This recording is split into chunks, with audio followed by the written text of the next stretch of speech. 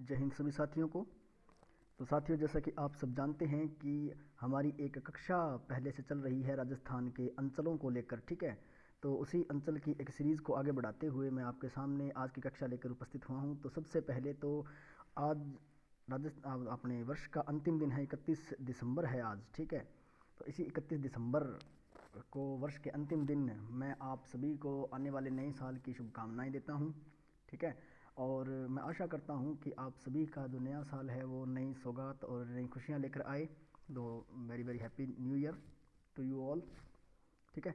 तो आज का जो हमारा अंचल है वो है मारवाड़ अंचल, ठीक है। जैसा कि थंबनेल में मैंने दिया है मारवाड़ अंचल, ठीक है। तो देखिए बेटा, मारवाड़ जो अंचल है वो मारवाड़ अंचल यहाँ से एक तो ये बीकानेर, जोधपुर, बाड़मेर और पाली, पाली के साथ कुछ नागौर का भाग ये था मारवाड़ अंचल कुछ, ठीक है। ये इसे मारवाड़ अंचल कहा जाता था। मारवाड़ के अंतर्गत सबसे जो प्रमुख जो केंद्र था मारवाड़ का जो प्रमुख केंद्र था वो था ये जोधपुर। मारवाड़ का प्रमुख केंद्र अगर आपसे पूछे तो क्या था? जोधपुर। और जोधपुर में भी अगर पूछे कौन सा, तो जोधपुर में एक जगह थी मंडोर, ठीक है, मंडोर। ये मारवाड़ का प्रमुख केंद्र था, ठीक है। तो अब हम मारवाड़ के अंतर्गत आने वाले प्रमुख जिलों की चर्चा करेंगे। तो पहला जो हमारा जिला है वो है प्रमुख जिला जोधपुर, ठीक है। पहला जिला कौन सा है हमारा? जोधपुर। तो हेडिंग डाल लीजिए, जोधपुर जिला। अब देखिए, मैं आपसे एक थोड़ी सी रिक्वेस्ट करना चाहूँगा कि ये जो टॉपिक हमारा चल रहा है, इसकी आपको कोई भी पीडीएफ नहीं मिलेगी, ठीक है। क्या नहीं मिलेगी? कोई भी पीडीएफ रिटर्न में नहीं मिलेगी आपको, ठीक है। क्योंकि ये अंचल है, अंचल आपको खुद ही बनाने पड़ेंगे। पहली बात, अगर आप अपने हाथों से जो पीडीएफ देता हूँ उसका प्रिंट न निकलवा कर आप अगर अपने हाथों से बनाते हैं तो आपको बहुत ज़्यादा फ़ायदा होने वाला है। क्योंकि हाथ से लिखी गई जो चीज़ें होती है वो अच्छी तरह से याद रहती है। चलिए, जोधपुर ज़िले के बारे में अगर मैं आगे बात करना चाहूँ तो जोधपुर जो ज़िला है उसे राव जोधा के द्वारा, किसके द्वारा? राव जोधा, ठीक है। राव जोधा के द्वारा बसाया गया था ये शहर जोधपुर। अब आप इसका जो अपने सन है वो कमेंट में बताइए। यहाँ पर राव जोधा ने एक दुर्ग बनवाया था, मेहरानगढ़ दुर्ग, ठीक है, मेहरानगढ़ दुर्ग। चलिए, और मेहरानगढ़ दुर्ग की जो नींव है वो श्री करणी माता ने रखी थी। करणी माता के संदर्भ में भी हम पढ़ेंगे आगे, ठीक है। यहाँ पर एक पैलेस है, उम्मेद पैलेस, उम्मेद पैलेस। यहाँ पर आपको पता होगा कि उम्मेद सिंह राजा हुए थे यहाँ पर एक, ठीक है। जोधपुर में एक राजा हुए थे उम्मेद सिंह, उनके याद में उम्मेद पैलेस बनवाया गया है। जसवंत थड़ा, जसवंत थड़ा, इसे राजस्थान का ताजमहल या दूसरा ताजमहल कहा जाता है। और राजस्थान का अगर दूसरे ताजमहल की मैं बात करूँ, राजस्थान के दूसरे ताजमहल की बात करूँ तो वो है अबली मीणी का महल, अबली मीणी का महल, ठीक है। अबली मीणी का जो महल है, आप मुझे कमेंट में बताइए कहाँ है। मैं आपको एक हिंट देता हूँ कि वो अबली मीणी का महल है वो इस क्षेत्र में है, हाड़ौती क्षेत्र में है, कोटा, बूंदी, बारां, झालावाड़ इस क्षेत्र में है, ठीक है। चलिए, अब देखिए आगे की अगर मैं बात करूँ तो यहाँ पर एक क्षेत्र है मंडोर, मंडोर प्राचीनतम क्षेत्र है, हमने शुरू में बात की थी। तो मंडोर जो क्षेत्र है यहाँ पर पालीवाल ब्राह्मण, पालीवाल ब्राह्मणों द्वारा रावण की पूजा की जाती है। रावण का मंदिर है, उस मंदिर में रावण के जो अपने वंशज नहीं कह सकते इनको, ये पालीवाल जो ब्राह्मण है उनके द्वारा रावण की पूजा की जाती है। मंदिरों में रावण के जो पुजारी होते हैं वो पालीवाल ब्राह्मण होते हैं, ठीक है, ध्यान रखिएगा। यहाँ पर एक जो मंदिर है चामुंडा माता का मंदिर, आप नोट करते जाइए, चामुंडा माता। यहाँ पर एक मंदिर है नागणेची माता। यहाँ पर एक मंदिर है सचियाय माता, ठीक है, सचियाय माता का मंदिर है यहाँ पर, ठीक है, सचियाय माता, यहाँ पर एक मंदिर है ये, ठीक है। इसके अलावा यहाँ पर सूर्य मंदिर है, सूर्य मंदिर है, ठीक है। और राजस्थान में जो सूर्य मंदिर है यहाँ पर, सॉरी राजस्थान में नहीं, जो राजस्थान का एक जो गांव है जोधपुर, जो गांव है यहाँ पर राजस्थान में जो जोधपुर है इसको सूर्य नगरी कहा जाता है। क्या कहा जाता है? सूर्य नगरी, ठीक है। चलिए, तो आगे मैं इसके बारे में बात करना चाहूँगा। यहाँ पर एक गांव है खेजड़ली, खेजड़ली गांव की हमने खूब चर्चा की थी। खेजड़ली गांव की चर्चा हमने इस प्रकार की थी कि वहाँ पर एक अमृता देवी बिश्नोई थी। 1730 में जो एक शासक था अभय सिंह, उसने पेड़ काटने के आदेश दे दिए थे, खेजड़ी के वृक्ष काटने के आदेश दे दिए थे। तो अमृता देवी बिश्नोई 363 गाँव वालों के साथ उन पेड़ों के साथ चिपक गई और शहीद हो गई, ठीक है। 363 गाँव वालों के साथ उन पेड़ों को चिपक कर शहीद हो गई। और जो बाद में क्या है कि ये जो गांव है उसको खेजड़ली गांव के नाम से जाना जाने लगा। खेजड़ली का साका हुआ था वहाँ पर, इसको साका खडाना कहते हैं, हमने खूब चर्चा की थी इसकी। यहाँ पर क्या है कि एक मृगवन जो है वो घोषित किया गया है। अमृता देवी बिश्नोई की याद में खेजड़ली गांव में एक मेला बढ़ता है। अब उस मेले की जो तिथि है, मेले की तिथि मैंने बता रखी है आपको। मेले की तिथि आप मुझे कमेंट में बताएं, मेले की तिथि क्या थी कमेंट में आप मुझे बताएंगे, ठीक है। इसी के साथ ही यहाँ पर जाम्भाजी, जाम्बोजी का एक गांव है, जाम्भा गांव। अरे क्या हो गया यार, जाम्बा गांव है जाम्बोजी का, ठीक है। जाम्बोजी के जो जाम्बा गांव है।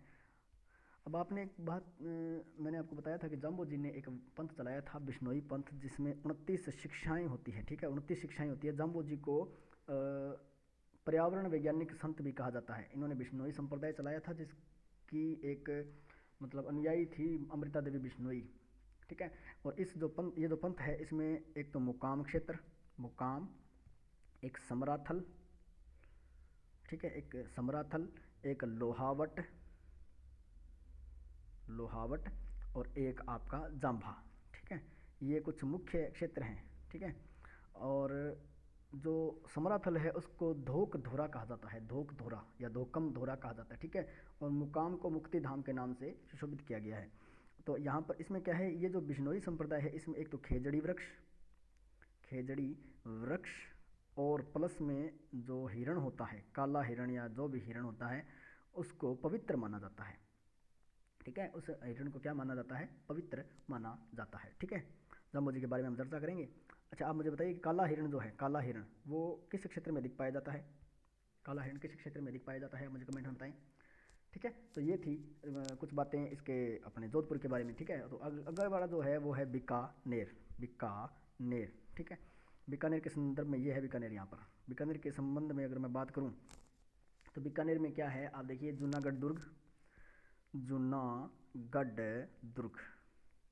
अच्छा बीकानेर का नाम क्या है, बीकानेर तो बसाया किसने होगा, राव बिक्का ने, ठीक है। राव बिक्का ने क्या किया कि करणी माता से आशीर्वाद लेकर और बीकानेर की स्थापना कर दी। करणी माता ने बीकानेर को बसाने में राव जो बिक्का है उसकी बहुत काफ़ी मदद की थी, ठीक है। तो यहाँ पर इसीलिए करणी माता का एक मंदिर भी है, भव्य मंदिर है, देशनोक में, देशनोक में करणी माता का मंदिर है, भव्य मंदिर है।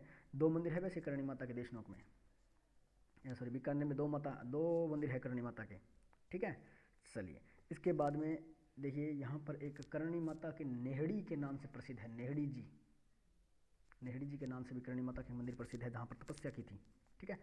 चलिए यहाँ पर एक और बात है कि देवी कुंड सागर है, देवी कुंड सागर, देवी कुंड सागर।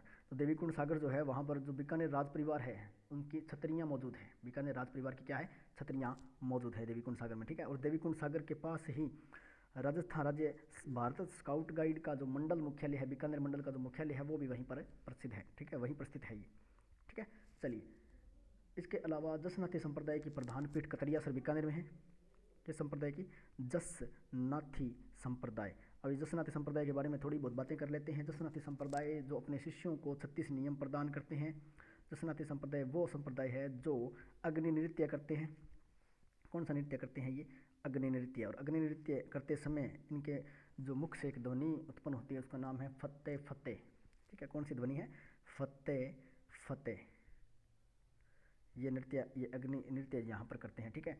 और अग्नि नृत्य जो करते हैं वो अंगारों पर किया जाता है, अंगारों पर, आग में नहीं किया जाता, ये अंगारों पर किया जाता है, ठीक है।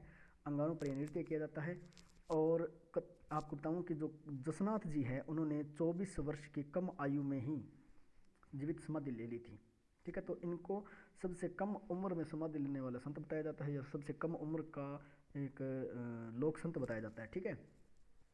चलिए प्रधानपीठ आपको याद रखना है कतरियासर बीकानेर, कतरियासर, कतरियासर बीकानेर में इनके प्रधानपीठ है जसनाथी संप्रदाय की, ठीक है।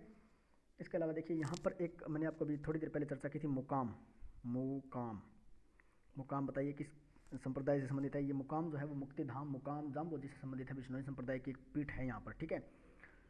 चलिए इसके अलावा देखिए यहाँ पर बीकानेर में क्या है कि ऊँटों के लिए उस्ता कला, उस्ता कला, उस्ताद अहमद लाहौरी, उस्ताद अहमद लाहौरी के द्वारा यहाँ पर उस्ता कला लाई गई थी, जो ऊँटों पर चित्रकारी की जाती है। ऊँटों की जो खाल होती है उस पर चित्रकारी की जाती है, ठीक है।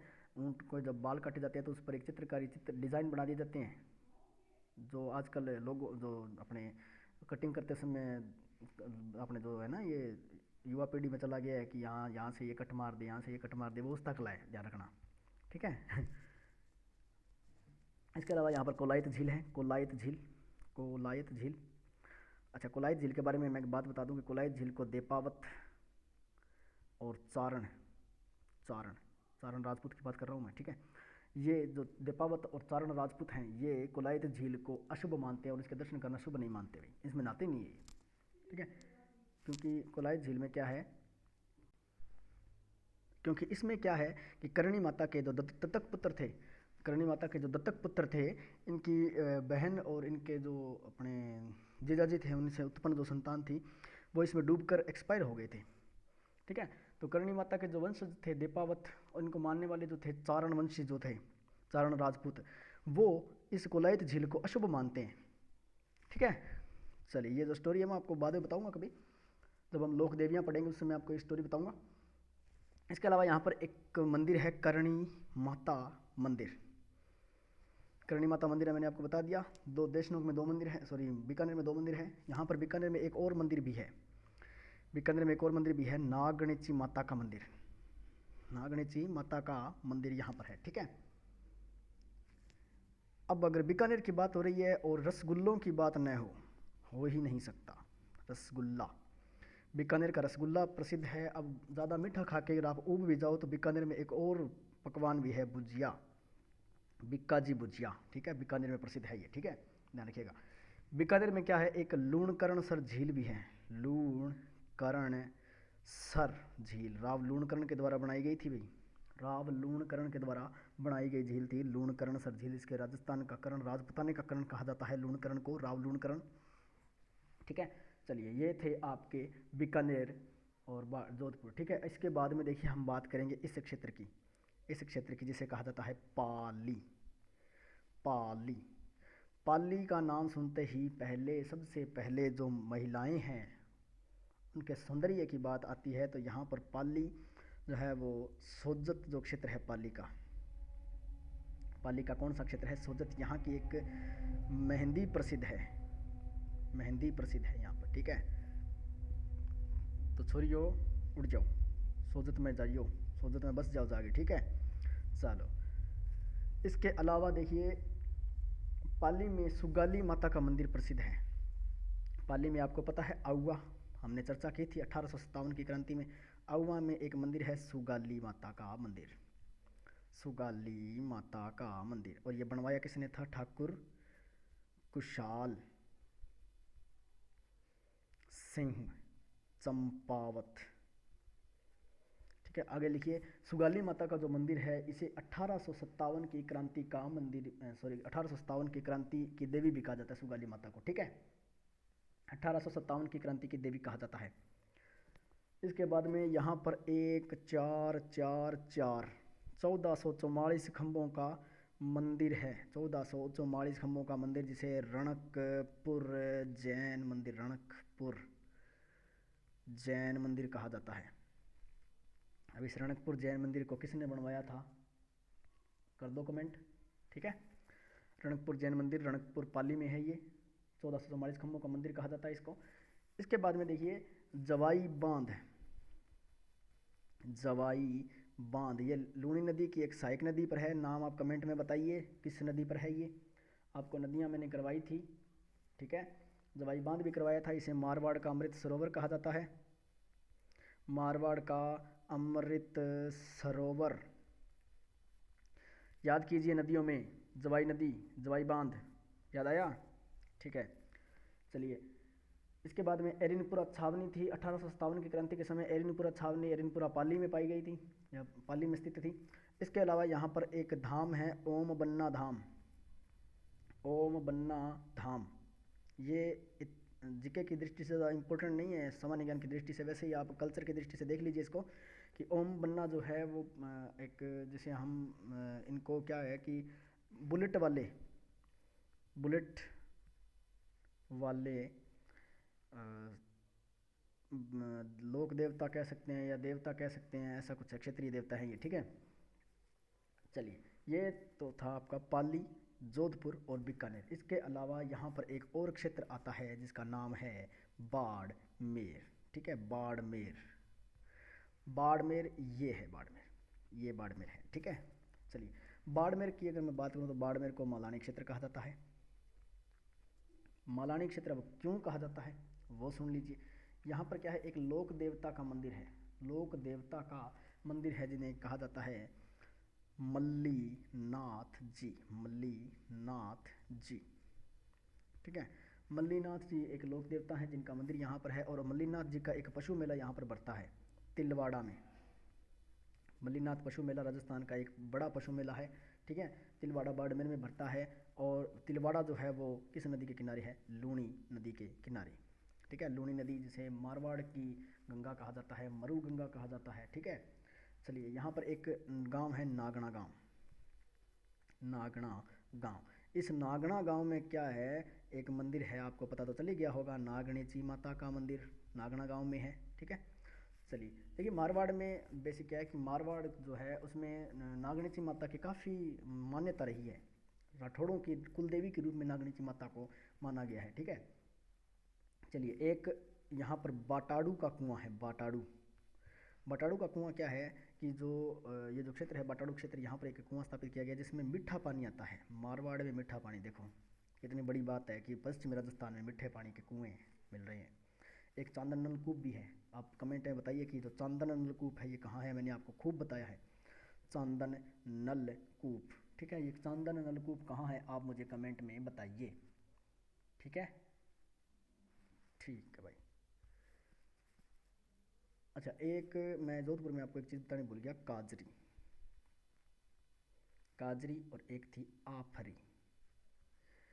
ये मैंने आपको पहले पिछली कक्षा में बताया है, केंद्रीय शुष्क क्षेत्र अनुसंधान केंद्र और केंद्रीय वन अनुसंधान केंद्र जो है वो दोनों जोधपुर में है, ठीक है, आपको याद है, ठीक है। तो काजरी की जल्द से जल्द जो अंग्रेजी में जो CAZRI है, CAZRI, इसकी फुल फॉर्म मेरे को कमेंट में बता दो जल्दी से, ठीक है।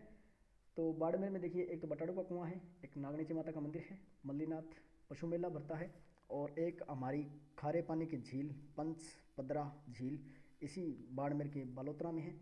और बाड़मेर के बालोतरा की अगर बात करी ली है तो यहाँ पर एक प्रिंट प्रसिद्ध है, अजरक प्रिंट, अजरक और मलीर प्रिंट, ठीक है। ये अजरक और मलीर प्रिंट जो है, इनके कारण क्या है कि बाड़मेर में जो लूणी नदी है वो दूषित हो रही है भाई। अजरक और मलीर प्रिंट के जो कारखाने हैं उनके कारण इनका जो गंदा पानी है वो इसी में छोड़ा जा रहा है, ठीक है। तो इस कारण ये दूषित हो गई। यहाँ पर एक गांव है चौहट्टन, चौहट्टन गांव में क्या, एक माता का मंदिर है जिसे वीरात्रा माता कहा जाता है, वीरात्रा माता, ठीक है, वीरात्रा माता मंदिर है एक। और इनको हम कैसे भूल सकते हैं, किराड़ू, किराड़ू के जैन मंदिर, जैन मंदिर किराड़ू, इन्हें राजस्थान का क्या कहा जाता है, खजुराहो। अब आप मुझे कमेंट में बताइए कि खजुराहो कहाँ है, खजुराहो कहाँ है और क्यों प्रसिद्ध है, ठीक है। जब बाड़मेर में अगर मैं बात करूँ तो ज्योग्राफिकल अगर मैं बात कर लूँ तो बाड़मेर में क्या है, तेल के कुएँ हैं भाई, तेल के कुएँ हैं। बाड़मेर में खनिज तेल के कुएँ मिले हैं, पेट्रोलियम के कुएँ मिले हैं, जिनके मैं कुछ एक दो कुओं के नाम मैं बता देता हूँ। ऐश्वर्या, मंगला, भाग्यम, ऐश्वर्या, मंगला, भाग्यम, ये 3 कुएँ हैं। और ONGC, अरे सी है भाई, OENGC, OENGC, ये जो कंपनी थी शायद ONGC या OENGC, आप देख लेना थोड़ा, इनके द्वारा यहाँ पर तेल का शोधन किया जाता है, ठीक है। चलिए, तो ये थे हमारे मारवाड़, मारवाड़ क्षेत्र के कुछ अंचल की हमने बात की थी, मारवाड़ अंचल की हमने बात की थी। तो चलिए मैं मारवाड़ अंचल बता देता हूँ कि किस क्षेत्र को मारवाड़ अंचल कहा जाता है। तो ये जो क्षेत्र है यहाँ से लेकर और यहाँ का जो क्षेत्र है ये है मारवाड़ अंचल, ठीक है। वैसे तो मारवाड़ अंचल की अगर मैं बात करूँ तो अही छत्रपुर जो थी, अही छत्रपुर, ठीक है, अही छत्रपुर हम कहते थे नागौर को, नागौर। और ये जो अही छत्रपुर थी ये राजधानी थी जांगल प्रदेश की, जांगल प्रदेश मैं आपको बताया नहीं मैंने आपको पहले, क्योंकि मैं यहाँ बताना चाहता था। जांगल प्रदेश बीकानेर का ही दूसरा नाम है, बीकानेर का प्राचीन नाम जांगल प्रदेश है, ठीक है। अब आप मेरे को एक कमेंट में बात बताएंगे, ठीक है, कि जंगल धर बादशाह, जंगल धर बादशाह किसे कहा जाता है, जंगलधर बादशाह किसे कहा जाता है, कमेंट में मेरे को बताइए। तो ये थी हमारी आज की क्लास। आपको ये कक्षा कैसी लगी कमेंट में ज़रूर बताइए। वीडियो को लाइक कीजिए, शेयर कीजिए, और ज़्यादा से ज़्यादा क्या है कि इस वीडियो पर सब्सक्राइब करवाने का प्रयास करें, क्योंकि ये वीडियो मेरे को मोटिवेट करती है, ठीक है। और इतना बोला जाता है ना भाई, बिल्कुल कंठ में दर्द होने लग जाए, ठीक है। तो थारू एक रिक्वेस्ट है थे, ज़्यादा ज़्यादा उसके मेरी मेहनत को फल दो, ठीक है। और आज लास्ट दिन है साल को, तो उम्मीद करूँ भी आने वाला साल थर का तरह बहुत ही ज़्यादा बढ़िया हुआ वो, ठीक है। तो हैप्पी न्यू ईयर सगड़ा ने राम राम, जय हिंद जय भारत।